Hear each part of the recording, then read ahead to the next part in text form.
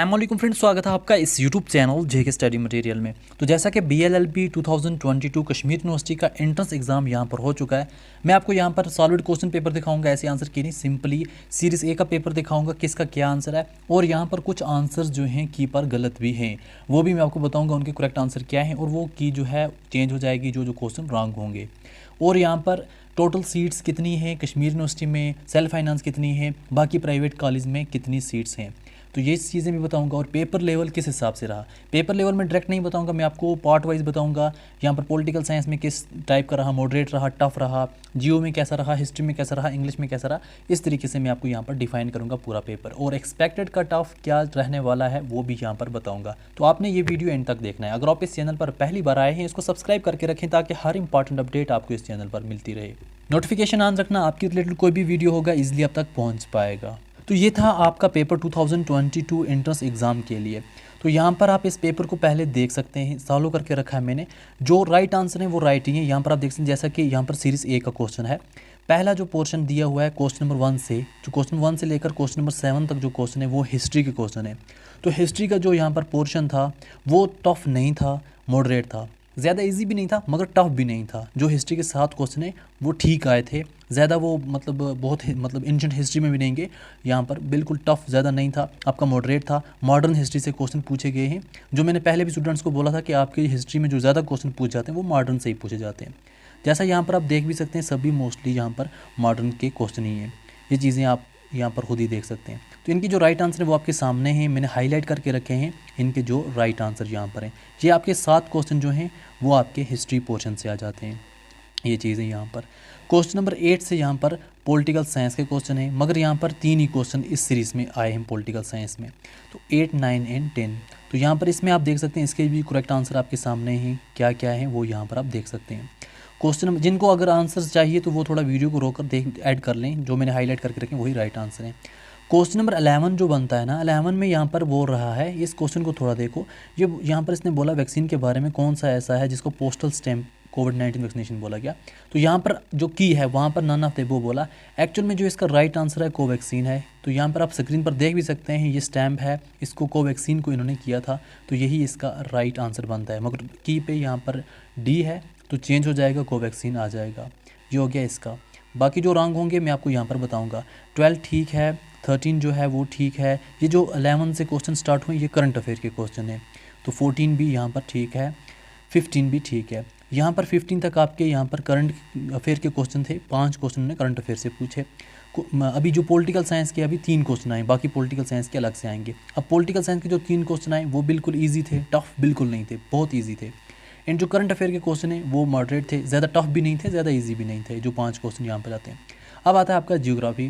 Geography की जो question है वो भी यहाँ पर ज़्यादा इजी नहीं है, टफ है मगर ज़्यादा इजी नहीं है। अब क्वेश्चन नंबर 16 में आप थोड़ा देख सकते हैं यहाँ पर क्या है। तो यहाँ पर उन्होंने बोला है कौन सा कंपाउंड फाउंड हुआ मार्स पर जिसकी वजह से जो अपेयर होता है रेड होता है। तो इसका मोस्टली जो आंसर बनता है आयरन ऑक्साइड बनता है। तो यहाँ पर इन्होंने ऑप्शन बी राइट आंसर दिया है, तो जो इसका राइट आंसर आयरन ऑक्साइड बनता है। तो अगर उन्होंने चेंज किया तो यहाँ पर ये सबको इसका 1 मार्क्स मिल जाएगा, या फिर ये आपको फिर आउट ऑफ 59 होगा। तो इसका अगर आंसर किसी को होता है तो उसके कट नहीं होंगे, क्योंकि इसका राइट आंसर और आयरन ऑक्साइड बनता है, यहाँ पर ये बताया गया है। ये है क्वेश्चन नंबर 16। क्वेश्चन नंबर 17 ठीक है, 18 ठीक है, 19 में यहाँ पर स्टूडेंट्स को कुछ डाउट्स हैं, कन्फ्यूजन है। क्वेश्चन नंबर 19 में यहाँ पर इसने पूछा which among the following is the largest area wise union territory of India. अब जैसा कि इसने पूछा इस आंसर का, तो इसका आंसर अगर एक्चुअल में देखा जाए वो लद्दाख बनता था, अगर देखा जाए, क्योंकि इसने पूछा इनमें से जो अमंग द फॉलोइंग है। तो अगर इसने ये नहीं पूछा ओवरऑल, इसने ये चीज़ यहाँ पर नहीं पूछी ओवरऑल यहाँ पर largest area wise union territory कौन सी है, अगर ये बोलता ओवरऑल पूरे यहाँ पर सबको ऐड किया जाए तब बनता है J&K ओवरऑल। मगर इसने पूछा है नीचे दी गई, इसने पूछा नीचे दिए गए यूनियन टेरिटरी में से सबसे बड़ा कौन है एरिया वाइज में।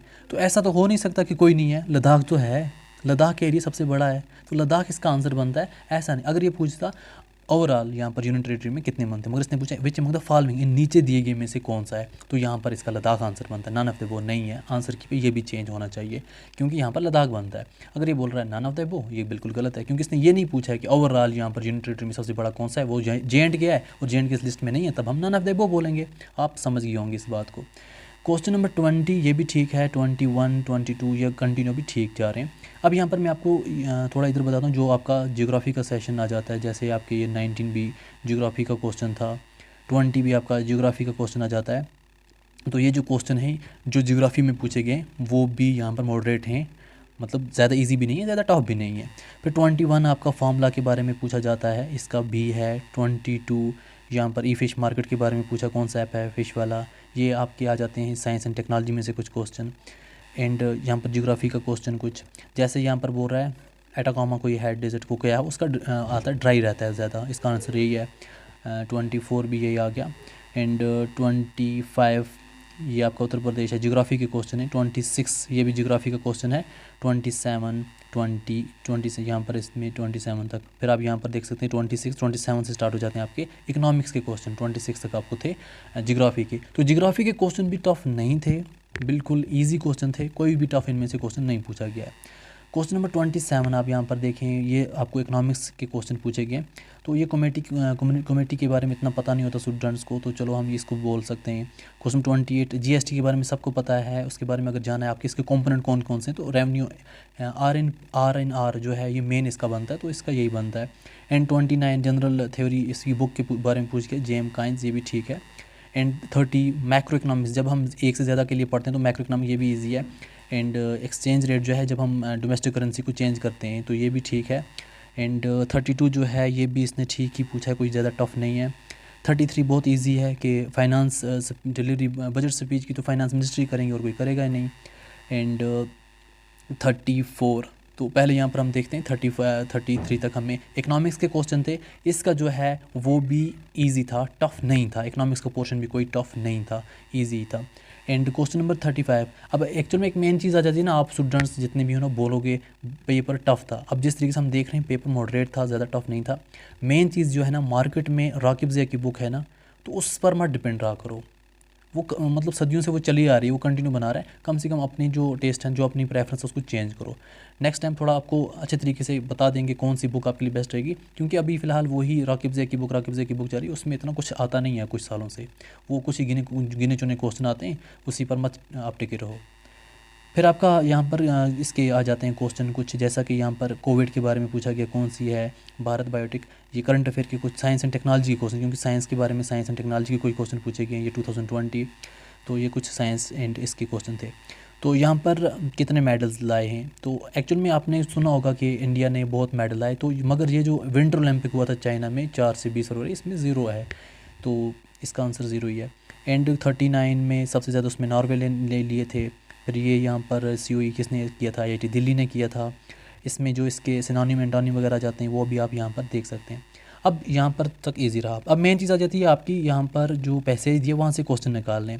तो यहाँ पर जो क्वेश्चन नंबर 43 से 45 तक पैसेज दिए है, यहाँ पर आपने पैसेज को अच्छे से पढ़ना है। जब आप पैसेज को अच्छे से पढ़ पाओगे, ईजिली इनके आंसर निकालोगे, कोई मुश्किल नहीं है, ईजिली निकालोगे इनके क्वेश्चन।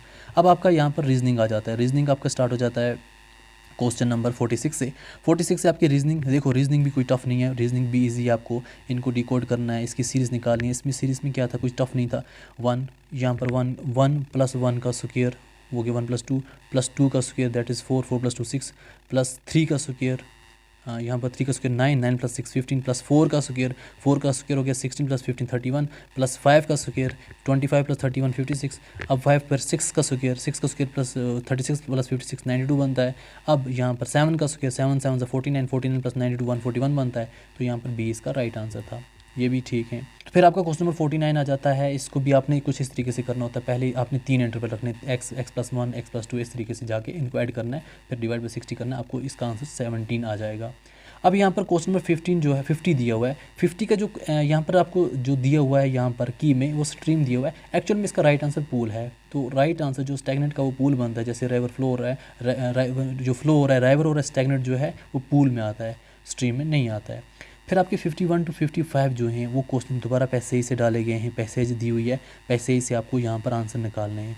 तो पैसेज से आंसर निकालना कोई मुश्किल नहीं होता, मगर यहाँ पर टाइम कंज्यूम बहुत ज़्यादा होता है। बाकी आपने वहीं से निकालना है, यहाँ से आंसर देने, ये भी कोई टफ सिस्टम नहीं था, मगर टाइम कंज्यूमिंग बहुत ज़्यादा होता है। यहाँ पर ये चीज़ है। अब क्वेश्चन में 56 जो आपके एप्टीट्यूड से क्वेश्चन पूछे गए हैं कुछ, यहाँ पर देखिए पहले आपने पैसेज पढ़नी है, फिर इनको देना है आंसर। तो ये थोड़ा इस पैसेज का मैं बोलूँगा थोड़ा आपके लिए टफ हो सकती है, क्योंकि इतनी ज़्यादा ईजी ये वाली पैसेज नहीं थी। तो ये था आपका पेपर का मैं आपको सिर्फ इतना बोल सकता हूँ, आपका पेपर ज़्यादा टफ नहीं था। जिस तरीके से आपका सिलेबस था वैसे अगर आप पॉलिटिकल पढ़ा होगा, कॉन्स्टिट्यूशन, इंडियन कॉन्स्टिट्यूशन के बारे में पूछा गया, ज़्यादा कुछ है नहीं। हिस्ट्री, मॉडर्न हिस्ट्री के बारे में पूछा गया, बाकी तो गया ही नहीं कोई, नीचे तो डाउन गया ही नहीं, वो भी ठीक है। जियोग्राफी के भी इतने टफ क्वेश्चन थे ही नहीं, वो भी ठीक था। इकोनॉमिक्स के कुछ करंट अफेयर टाइप क्वेश्चन थे, वो भी ठीक था। आपका यहाँ पर इंग्लिश जो है, इंग्लिश में सिनोनिम एंटोनिम और एक पैसेज, वो भी ठीक था। अब आपका आ जाता है साइंस एंड टेक्नोलॉजी, वो भी कोविड के बारे में या बाकी चीज़ें, वो भी ठीक था, ज़्यादा कोई टफ पूछा नहीं था। अब बाकी आपका एप्टीट्यूड जो आता है, एप्टीट्यूड के कुछ क्वेश्चन जो हैं वो टफ थे, जो पैसेज वाइज पूछे गए थे उसके बारे में हम बोल सकते हैं, वो क्वेश्चन आपको टफ हो सकते हैं, बाकी ज़्यादा टफ नहीं थे।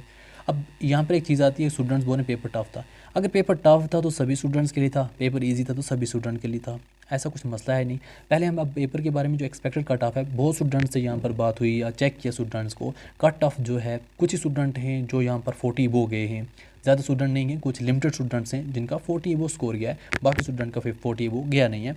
तो यहाँ पर जैसा कि प्रीवियस ईयर पेपर जो था वो ज़्यादा इजी था, इस साल टफ था। पिछले साल 1300 स्टूडेंट थे, इस साल 1500 स्टूडेंट्स हैं, 13 से भी कम थे। तो जो पेपर यहाँ पर इस हिसाब से पिछले साल अगर फॉर एग्जांपल 29 तक कट ऑफ गया था लास्ट जाकर, तो इस साल जो कट ऑफ के चांसेस हैं वो यहाँ पर 25 टू 28 के आसपास रहने वाले हैं, ज़्यादा हाई नहीं जाएगा, 25 टू 28 के आसपास कट ऑफ रहेगा BLLB का कश्मीर यूनिवर्सिटी कैंपस के लिए, जिसके लिए 50 सीट्स हैं। अगर यहाँ पर स्टूडेंट्स की होगी सिलेक्शन तो ठीक है, उसके बाद आपको सेल्फ फाइनेंस के लिए मौका मिलेगा। फॉर एग्जांपल आपने पैसा भरना है वहाँ पर 1 लाख एक्स्ट्रा, पर वहाँ पर आपको क्या होगा, जितनी फीस होगी उससे 1 लाख रुपये एक्स्ट्रा भरना है, वो 2 सेमेस्टर को ऐड करके आपने भरना है 2 सेमेस्टर में, तो वहाँ पर आपके लिए 15 सीट्स हैं। वहाँ पर कोई आपको वो नहीं लगता कैटेगरी वाइज, वहाँ पर 15 सीट्स हैं, वहाँ पर हो जाएगा। अब यहाँ पर मेन आ जाता है बाकी प्राइवेट कॉलेज। KLC में 120 सीट्स हैं, वितास्ता में 120 हैं, सोपर में 50 हैं, KCF पुलवामा में 50 हैं। तो यहाँ पर आपकी ये जो मेन है इतनी सीटें बन जाती हैं। तो यहाँ पर जो बाकी प्राइवेट कॉलेज हैं उनका कट ऑफ जो है 10 टू 14 के आसपास रहेगा। तो बाकी जो प्राइवेट कॉलेज में जाना चाहते हैं वो भी इजली जा सकते हैं। पढ़ना होती है सब ने। बाकी ये था आपका पेपर लेवल और ये रहा आपका expected cut off, your college wise सब कुछ बता दिया। कोई और डाउट है कमेंट करके बता देना, बाकी इस वीडियो को बाकी फ्रेंड्स तक शेयर कर देना ताकि सबकी हेल्प हो सके। और इस वीडियो को देखने के लिए